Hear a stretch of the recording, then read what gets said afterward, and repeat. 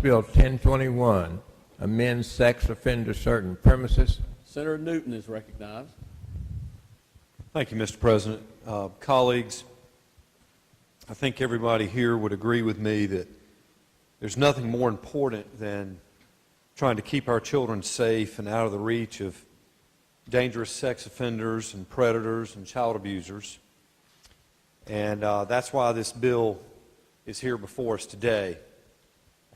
Earlier this year, an act that this legislature passed back in 2009 called the Jessica Lunsford Act was challenged in the federal court in Middle District, and Judge Beatty found certain portions of that law from 2009 to be unconstitutional. And in finding them to be parts of it to be unconstitutional, he issued injunctions against the enforcement of several parts of it.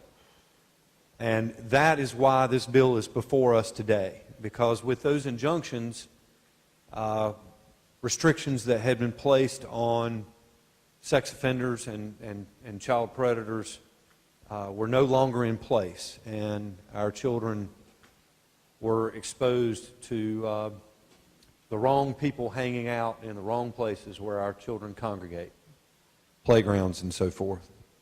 So this bill is an effort to rectify that and to provide some protections to our children that we believe are in compliance with the court orders and are certainly far better than what we have in place currently as we speak.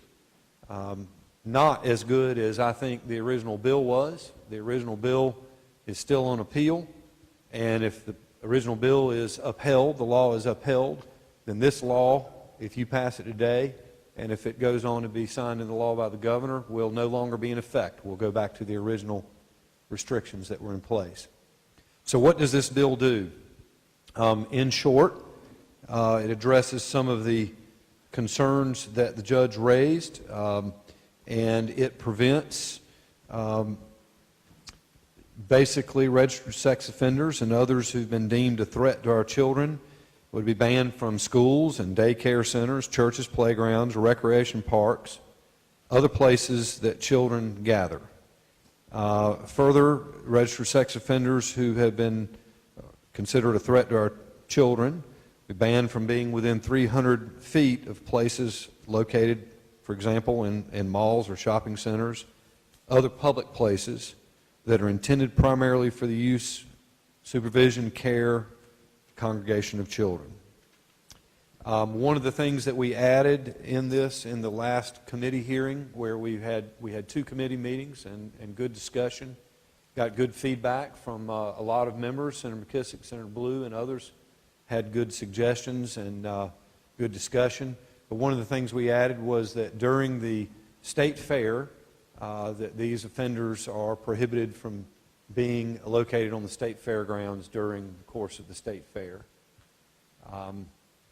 I could get into the weeds about this, but I just want to and I'll be happy to answer questions, but I cannot underscore how important it is that we adopt this bill or something very close to it before we adjourn.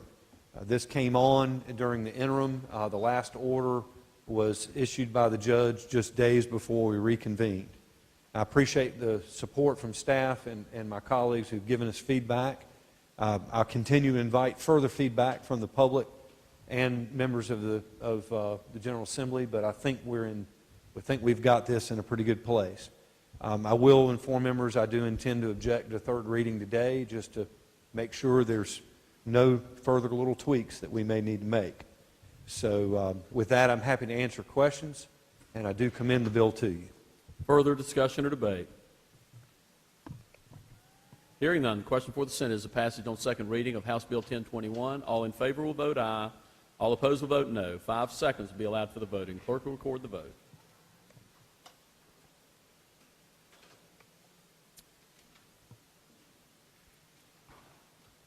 Low. 40 having voted in the affirmative and none in the negative, House Bill 1021 has passed its second reading, and having been objected to, will remain on the calendar for third reading. Senator Apodaca, for what purpose you rise? Mr. President.